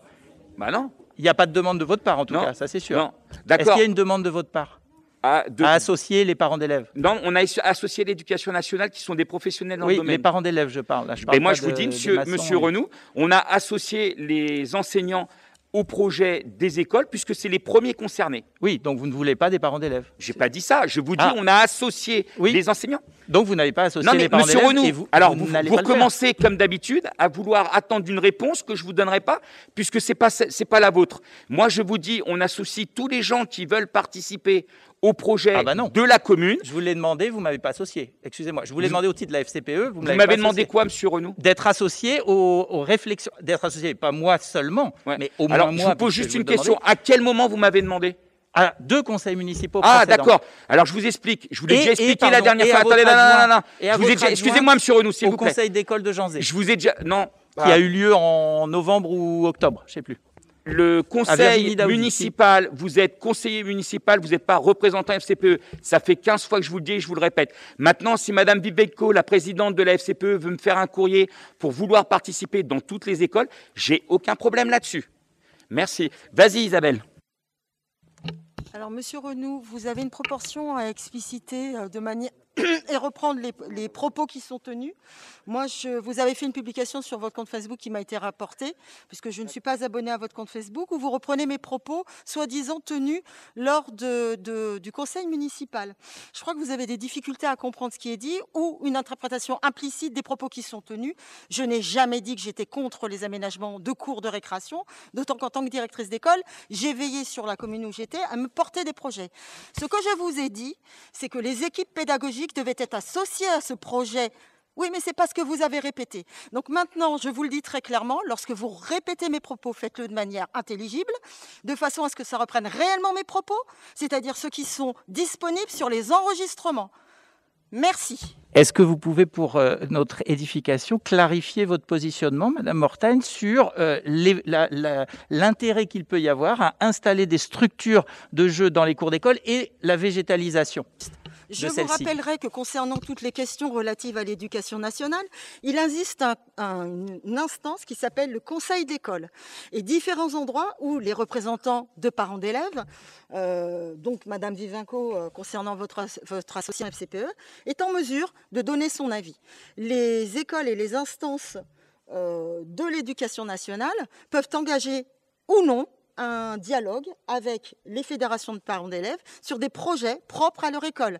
Chaque école a une typologie, des besoins différents, des ambitions, des projets différents portés par l'ensemble de l'équipe pédagogique en interaction avec l'inspection de l'éducation nationale. Et donc, de fait, moi, élue au logement et aux solidarités, je n'ai pas à me positionner sur cette question. Merci. Vous faites partie d'une majorité, ça serait intéressant, mais je suis élu et j'étais au conseil d'école à Janzé. J'ai fait cette demande. Voyez avec le conseil d'école. Monsieur Zérizer. C'était juste pour répondre à M. Renaud concernant le minibus. Le minibus sera pour le CAJ et pour le service enfance. Voilà. Et pour répondre à votre question, Zoom 100 €, il faudrait peut-être vous déplacer aux réunions où vous êtes invité, où vous nous répondez par mail que vous venez, donc réunion caisse des écoles, où vous n'êtes pas déplacé. Et où on ne m'a pas répondu sur l'association à l'ordre du jour. Donc effectivement, ça peut être qualifié d'un boycott de ma part. Bon, on va passer. Il n'y a plus de questions, c'est bon. On va passer au vote. Qui est contre? Qui s'abstient? Merci. Le point suivant. Compte de gestion budget annexe du cinéma. Monsieur Révérol. Bon, je ne vais pas recommencer le laïus en vous expliquant que le trésorier engage sa responsabilité personnelle en gérant les fonds communaux. Simplement pour vous dire que le résultat du cinéma n'est pas extraordinaire, ça on en a déjà parlé. 8111,64 € en 2020, 1286,88 € en investissement. Et simplement, en fonctionnement, il y a un résultat reporté de 24 590 et en investissement de moins 24 150, ce qui fait en tout, donc en résultat cumulé, 32 707,64 en fonctionnement et moins 22 863,31 en investissement. Voilà. Donc, c'est un résultat financier et le Conseil est appelé à approuver le compte de gestion du budget du cinéma. Marie, attends 2 secondes. Merci. Est-ce qu'il y a des questions sur le cinéma? Non. Ah, pardon, allez-y, Madame Ferreira. C'est pas sur le budget, mais je sais que malheureusement vous y pouvez rien, mais il n'y a pas possibilité de peut-être faire des animations en restreint, peut-être pour les écoles, peut-être Je vais pour vous expliquer. voilà, parce que vraiment quel malheur de voir ce cinéma fermé. Il n'est pas fermé. Ah. Alors, je vous explique. On a fait différentes choses que Madame Erlem va vous expliquer, comme ça, ce sera plus facile. Voilà. Bonsoir à tous. Donc au niveau du cinéma, effectivement, il y a eu l'équipe du cinéma a vraiment déployé des trésors de génie, je dirais, pour essayer de se recycler, réinventer et quand même réussir à proposer différentes choses. Donc lorsqu'il y a eu les manifestations de Noël, ils avaient ouvert un concours de dessin où les enfants devaient créer des affiches avec leurs héros préférés de cinéma. Ce qui a très bien fonctionné. Donc les enfants en question sont venus chercher leur lot en individuel, en famille, je dirais. Et c'est vrai que ça a été quelque chose qui leur a beaucoup plu. Actuellement, l'équipe du cinéma est en train de travailler sur un projet d'atelier dans lequel interviendrait donc cette équipe et irait dans les écoles pour proposer des animations autour du cinéma. Donc là, la plaquette est quasiment finalisée, les activités sont faites, ça va être proposé aux différentes écoles de manière à ce que le cinéma se déplace dans l'école d'une certaine façon.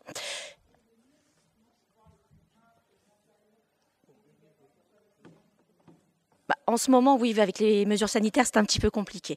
Alors ensuite, ce qui a été mis en place, c'est que il y a eu un certain nombre de podcasts qui ont été réalisés depuis Noël, d'ailleurs. Donc là, on en avait eu un certain nombre au moment du printemps des poètes. Et il y a eu un studio d'enregistrement qui a été mis en place dans le cinéma. Et donc, tous les enregistrements ont été faits à cet endroit-là. Et c'est le personnel du cinéma qui s'est occupé de l'enregistrement, du montage de ces différents podcasts. Ensuite, on propose actuellement aux groupes qui le souhaiteraient de pouvoir venir enregistrer ou de pouvoir venir faire une vidéo quasiment une vidéo de promotion de leur activité pour se faire connaître. C'est une mise à disposition des locaux avec le personnel du cinéma qui serait présent. Donc, on a déjà eu un foyer logement pour personnes handicapées qui est venu. On a un groupe de jazz qui doit venir. On a d'autres pistes. Donc, finalement, on essaye de faire en sorte que ce lieu culturel, qui n'est pas ouvert au public, puisse continuer à vivre, mais sous d'autres formes. Je vous félicite aussi pour ces initiatives qui me semblent aller vraiment dans le bon sens. J'ai publié un post qui faisait état de ces félicitations, mais se poser la question aussi sur la dernière initiative que vous venez d'indiquer sur des groupes, des artistes qui viennent pour réaliser un clip. Si on ne pouvait pas faire, si j'ai bien compris, un pas de plus, qui serait de les aider en leur fournissant aussi les expertises techniques de vidéo et de montage. Parce que vous avez dit que le personnel savait faire ça, mais je crois avoir compris que dans la prestation, il y a juste le lieu et pas du tout Donc il y a des artistes évidemment qui ont les moyens, mais il y a plein de petits artistes qui ne savent pas faire du montage ou qui n'ont pas la caméra qui va avec, etc. Donc il y a peut-être un deal à faire pour aller un tout petit peu plus loin. Ça permet aussi de repérer des talents et puis évidemment à un moment de leur proposer un contrat sur la ville quand ce sera de nouveau possible. Mais voilà, je me dis un petit effort supplémentaire coûterait pas grand-chose et rendrait service à plus d'artistes. Alors, contrairement à ce que vous pensez, ça coûte quand même, et ça a un certain coût, une mise à disposition comme ça d'ingénieurs du son ou de monteurs post-production. Ça dépend de l'ambition.